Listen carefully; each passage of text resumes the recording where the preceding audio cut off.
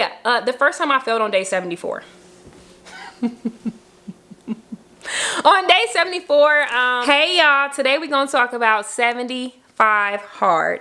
If you don't know what the heck 75 hard is, if you're curious about 75 hard, or if you started doing it, failed, or you part ways through it, you came to the right place, okay? So first I'm gonna talk about what is 75 hard. 75 hard is a mental toughness challenge that was created by Andy Frisella. He has a podcast where he talks about 75 hard, and I'm gonna tell you what the foundation or the criteria is of 75 hard. Let me get out my handy dandy notebook like I'm Dora the Explorer. So, all right. This is the picture I have of what 75 hard is. All right, so on 75 hard, you have to drink. Camera, don't play with me. On 75 hard, you have to drink 1 gallon of water per day. You have to do 2 45-minute workouts, but one of those workouts must be outdoor. Okay, the second one can be outdoor, indoor, you choose, but one has to be outdoors. You have to follow a diet plan. Any diet plan that you create for yourself, you have to follow it. So ain't no starting keto today, I don't like keto, and changing it to paleo in a few days. You have to stick to a diet plan that you set out to create for yourself. No alcohol, no liquor, so you might as well stay inside. Don't be outside because you can't have no alcohol. A progress photo every single day. Yeah. And read 10 pages of a non-fiction book per day, a self-help book. So we're gonna talk about what I think is the hardest, the easiest. Yeah. So I did the challenge July of last year, and I finished it like mid to end of September.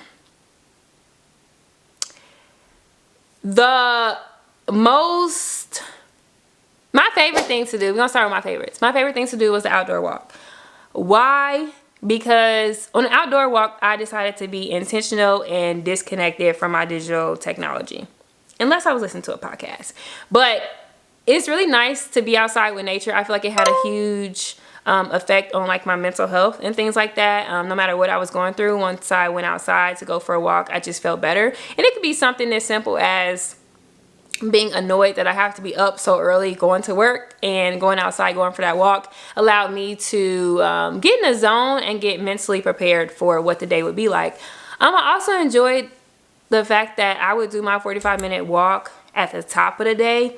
So it allowed me to have some control over my day. And I know that usually we don't have control. You don't know how much traffic it's going to be. You don't know if you're going to have the right meals for your lunchbox. It's just like there's so many things that you don't have control over. But I did have control over the fact that the first 45 minutes of my day, I am doing an outdoor walk.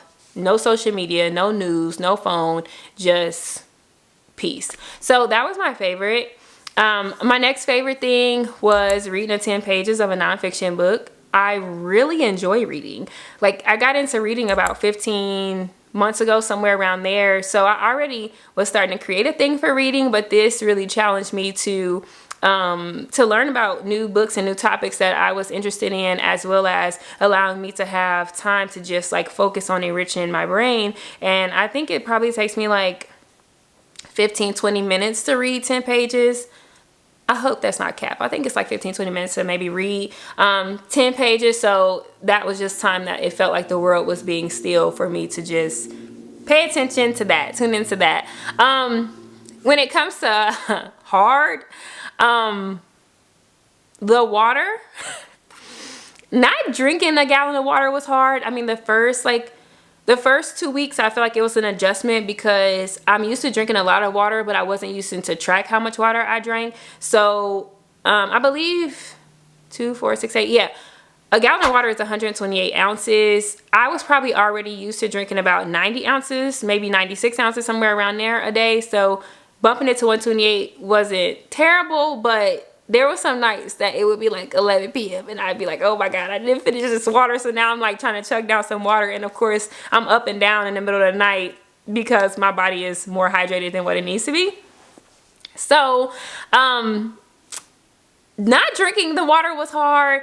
It was the continuous trips to the restroom. Like, if I was at the grocery store for an hour, I probably had to go to the restroom when I got to the grocery store, before I got my cart. And then after I paid for my groceries, I would like take my cart by a cashier and go to the restroom again before I got in the car. And yeah, so the side effects of being that hydrated was challenging.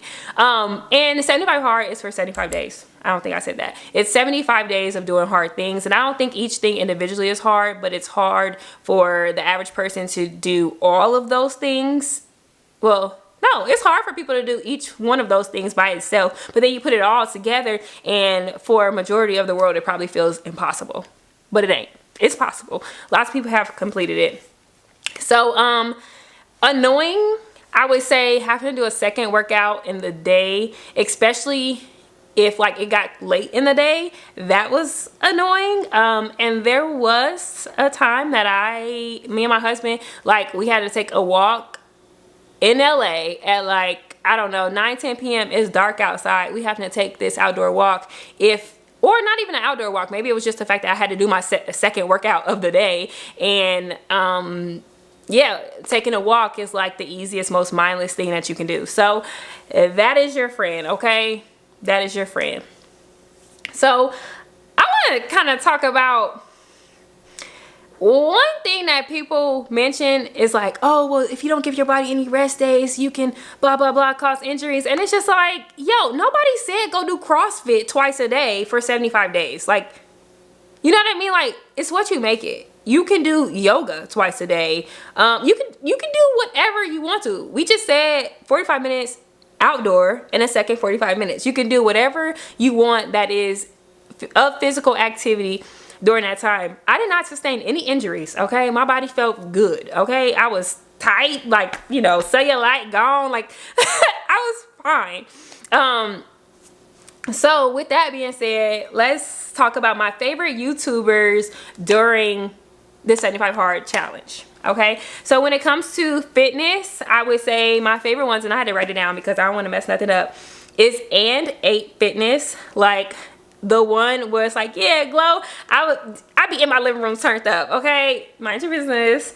And 8 Fitness is a great workout on YouTube, or channel that has workouts on YouTube. Grow with Jo. She has a lot of like walking workouts, so it might be like a moving workout where you're walking, and she calls it walk the weight off, which that's really amazing. And it's also kind of mindless. Sometimes I would put Grow with Jo on my laptop, and I would put it up under my TV, and I'd be watching TV and doing the walk and whatever she told me to do. So yeah, Grow with Jo. And then Juice and Toya. I love me some Juice and Toya. Love. Check out their channel if you're not hip to their channel. They're amazing. They're a couple, so they do couple workouts, and they have workouts where you don't need any weights, or workouts where you use dumbbells, things like that. So I love it. And the music, if you like an upbeat hip hop tempo, they have instrumentals in the background of their videos, so it really makes you get fired up for the workout. They're amazing. When it comes to healthy meal prepping, there's two that I wrote down. Lizelle Jane is L-I-E-Z-L Jane, as well as Fayette, N-Y-E-H-N. I love them both. They're very different. One of them, Fayette, she don't even talk in her videos. Love her. She got like almost 1 million subscribers on YouTube, and she ain't said a word. So, she teaches you how to do like a lot of one-pan meals, but just a lot of recipes she'll put on YouTube Shorts, and I've done those. And then Lizelle, she teaches you how to do a meal prep in under an hour, and usually you're prepping like, I don't know, 16 to 20 servings of food with the meal prep that she got. She's super fun. So yeah, those were my favorite YouTubers. And then I want to now kind of like talk about how I tracked everything. So I have 2 apps that I use to track like everything. One is a macro/calorie tracking app. It's called Hit Meal. And I'll show you the logo in a minute. Hit Meal, it does charge you. It's $19.99 for the year. So I did that I already did that subscription once, and my 1 year just renewed, and I decided to go ahead and renew it. A lot of those apps in the App Store be like $20 a month. So I was like, $20 for the whole year. Yeah, I could work with that. So hit meal, and then let me show you the icon. So it's in this top corner right here. That's the hit meal icon. And it allows you to track your water. It allows you to track your food. Like I could literally type in Chick-fil-A Egg White Grill, which is my favorite, like on the go fast food is a Chick-fil-A Egg White Grill. Is 300 calories, tons of protein, like 20 grams of protein or something like that. So yeah, you could put that in there. If you want to fast, it allows you to fast as well. And it records your weight for you, and it also tells you what workouts you did and how much, you know, if you did 10,000 steps or whatever. So the next one is going to be right up under it, the Journal app. The Journal app comes on your Apple phone, your iPhone. Like it just comes, it's included. It was like an update, maybe, I don't know, like a year ago. I love that app. That's how I tracked every single day. So every day I would go in there and take my progress photo. I would put day 1. Sometimes my overly theatrical, dramatic self would title that day for me. There was good days and there was bad days. But it was nice to be able to put in there like what I was facing. I also would put a quote or a tip from my self-help book in there. And it also let me know what book I was reading at that point of the challenge.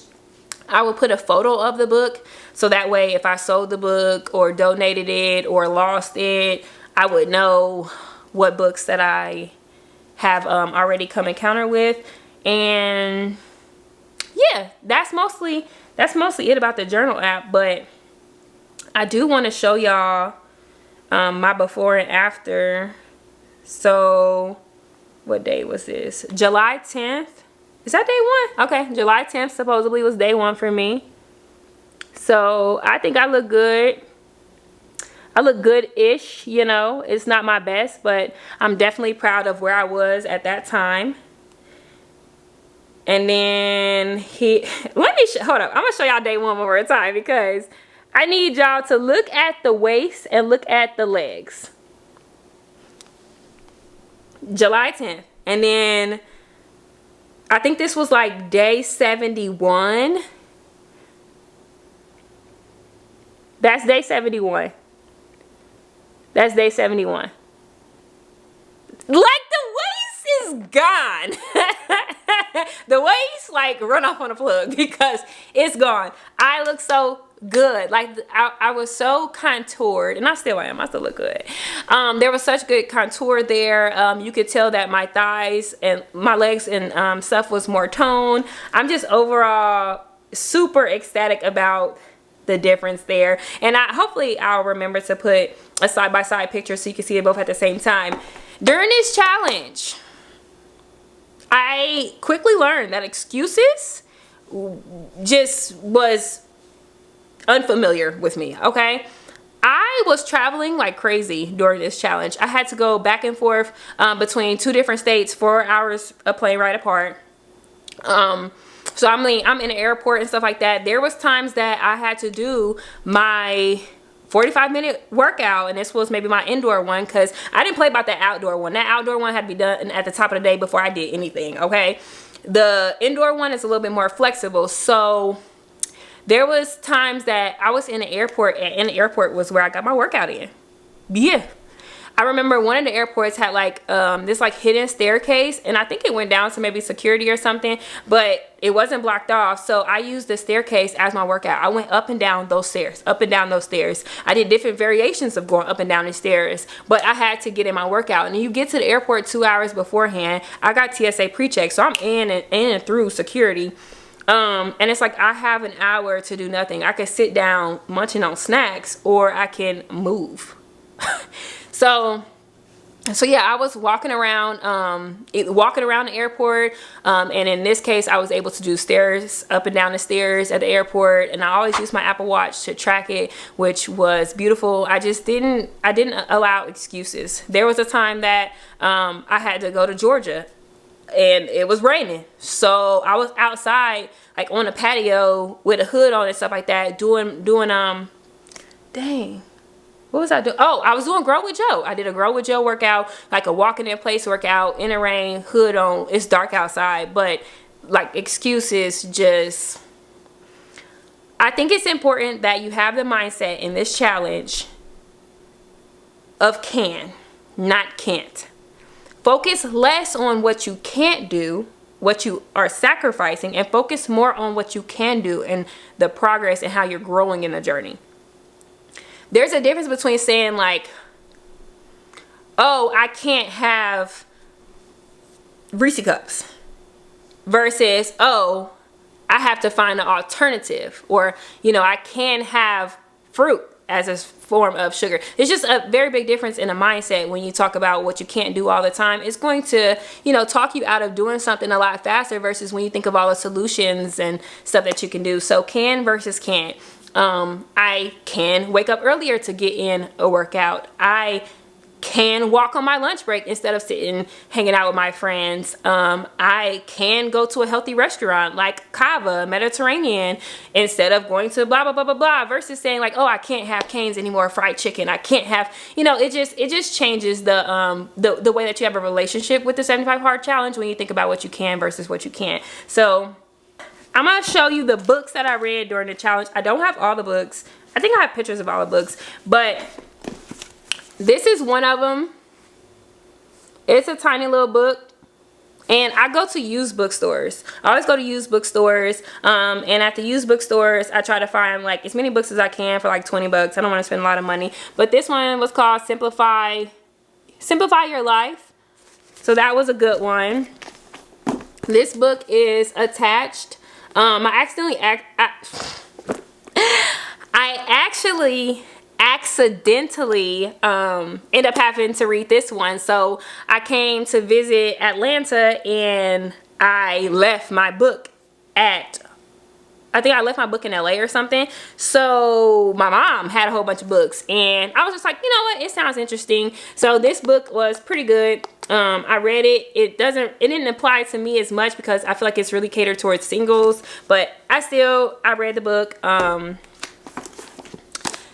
This book I didn't read during the challenge. I read not soon before the challenge, and this book changed my life. This book changed my life. I am practically debt free, don't have no car payment, don't have no student loans, thanks to the stuff that I came across in that book.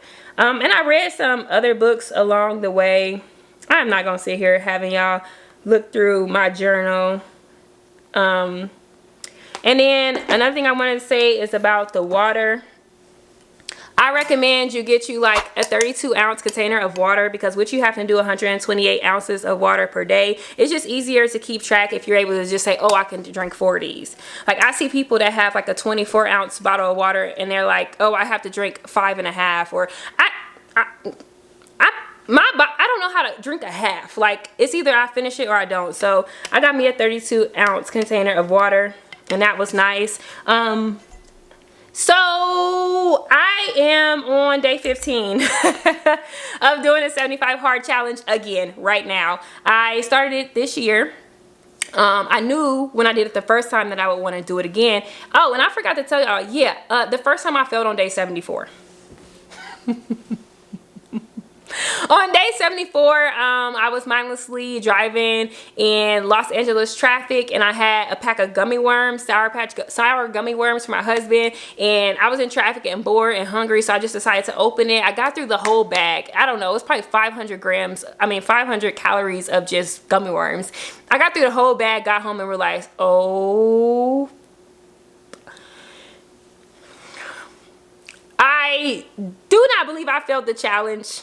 I'm just not gonna, I worked very hard, and on day 74, I mindlessly made a mistake, and it's okay because I'm back and I'm better.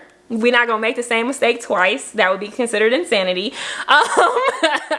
So we're gonna do things a little bit different this time, but yeah, so I am on day 15 of doing 75 Hard again, and this time I have a mini stepper that I got off Amazon. It cost about $50, and it's kind of like an elliptical stepper, and that stepper, I got it because you can use it indoor and outdoor. And my thought was, if the weather is bad or if I don't do my outdoor workout early in the morning, I could just take that stepper outside to my deck or my porch and I can get my workout in that way. I have done it once. It was super cold. We got a snowstorm and I just had my phone and I watched a Netflix video meanwhile doing my steps. So I am on 75 hard again. I am super happy to be doing it again. I am stronger than before. I don't even consider it 75 hard. All the steps is easy to me because all it is just making time for the things that I need to do. So I hope y'all loved the video. I hope I gave some good cookies, good tips. If there's anything that you want to ask, please go ahead and do so in the comments because I would love to address them directly. Good luck to you. This is a beautiful challenge to do. Find an accountability partner and do it, or like me, just do it yourself. Do it for you. And again, thank you for being here. I love you. Bye.